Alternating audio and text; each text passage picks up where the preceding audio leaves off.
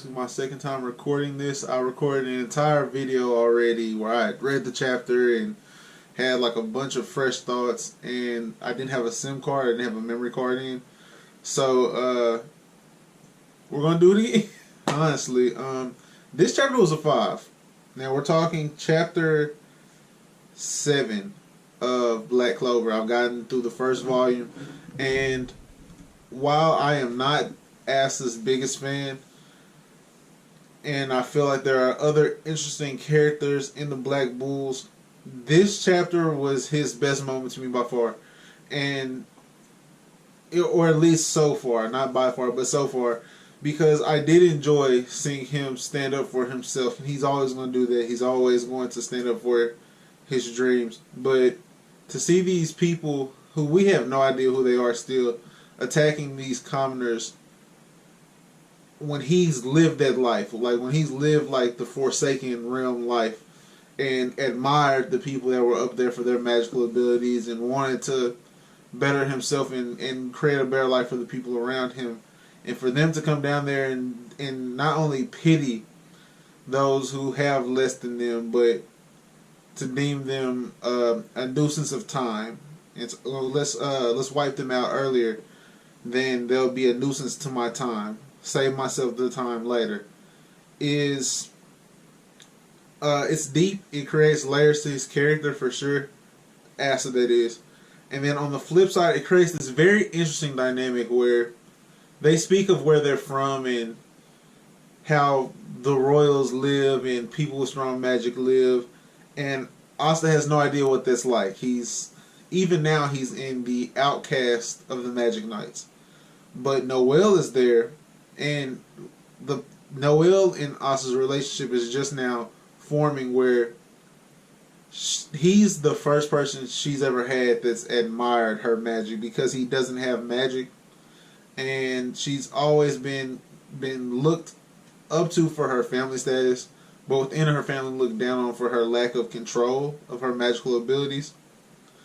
And so for Asta, her having magic at all was cool, and they come from completely different upbringings, where Noelle Silva is definitely a silver spoon baby, and Asta's a wooden spoon baby, where he's had a rougher childhood than most, and then throw onto his mindset with things where it's hard work is the only way to get there, versus she's just now realizing that practice and leaning on others is what's going to take to accomplish her goals, man. Dope chapter. Dope chapter. And Magnus says it like midway through the chapter, where he's like, man, this is a really tough first mission.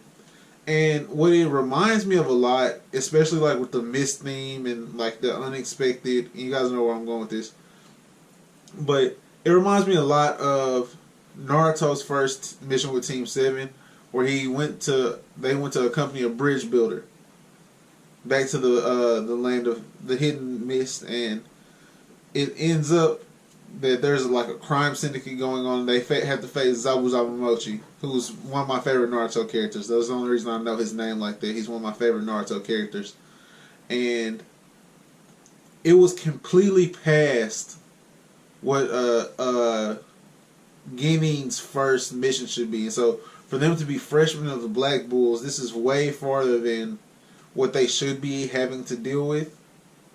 But it provides that spark, that interest as a reader, for us to say like, dang, Asta's really out there banging with like royals already off the rip. And I think that for he's going to change so many people's mindsets on those who have less or come from less than he does, and so will Yuno. That's the other thing about this chapter, where we haven't really seen what Yuno's been up to, and I'm sure that he's going to get some time to shine, because there would have been no point to introduce a character with such potential if we're not gonna showcase him. But Asta and Yuno are going to change people's opinions of what's going on outside their little happy realm, where everything is just for the royals. Because when they see what these two can accomplish, one with incredible magic powers, and the other one with 0 magic powers, yet the perseverance and mindset to still become a magic knight. And that's not even to say that he's not going to develop magic at some point, because that's still up in the air, because we're in chapter 7. Like, we have no idea where his magic might come from, but it doesn't matter. It hasn't mattered so far. Not only did he get in, but he's going toe to toe with someone with extreme magic. The 4 people they're fighting are solid. They have an entire village at bay, where the majority of people have magical powers, and weak or not, there's strength in numbers. And so that alone says the strength of the 4 people they're fighting. And Magna and Asta are going toe to toe with them, while Noelle's trying to get her stuff together. It's so nice to see Noelle have a moment where she is about to run. She's about to run away from the fight.